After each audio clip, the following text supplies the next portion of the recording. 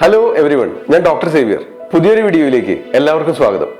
ഇന്നത്തെ വീഡിയോയിൽ പഴകിയ വരണ്ട ചുമ, അതായത് തൊണ്ടയിൽ ഇറിറ്റേഷനോടുകൂടെ കഫക്കെട്ടില്ലാതെ ഡ്രൈ കഫ്, ഇത് ശമിക്കുന്നതിനായി സഹായകമായ ഒരു പൊടിക്കൈ നിർദ്ദേശിക്കാം.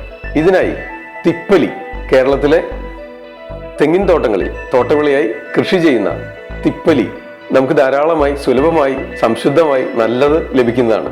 ഇത് കഴുകിയെടുത്ത് നല്ലവണ്ണം നിഴലിൽ ഉണക്കി പൊടിച്ചെടുത്തത് സംശുദ്ധമായ പശു നെയ്യും ചേർത്ത് വരട്ടിയെടുക്കുക. ഇത് ഒരു ഗ്ലാസ് ബോട്ടിലിൽ സൂക്ഷിച്ചു വെച്ചിരുന്ന് 1/2 ടീസ്പൂൺ വീതം രാവിലെയും രാത്രിയും ഭക്ഷണശേഷം പതിവായി സേവിക്കാമെങ്കിൽ കഫക്കെട്ടില്ലാത്ത വരണ്ട ചുമ എത്ര പഴകിയതാണെങ്കിലും ശമിക്കുന്നതാണ്.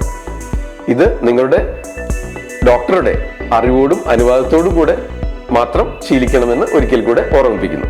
ഇത്തരം ആയുർവേദ അറിവുകൾ ഇഷ്ടമായെങ്കിൽ ഈ ചാനൽ സബ്സ്ക്രൈബ് ചെയ്യുക. മറ്റേവർക്കും പ്രയോജനപ്പെടുന്നതിനായി ഈ വീഡിയോ മറ്റുള്ളവരിലേക്ക് ഷെയർ ചെയ്യുമല്ലോ.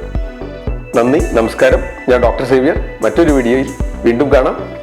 ആദ്യം ആയുർവേദം.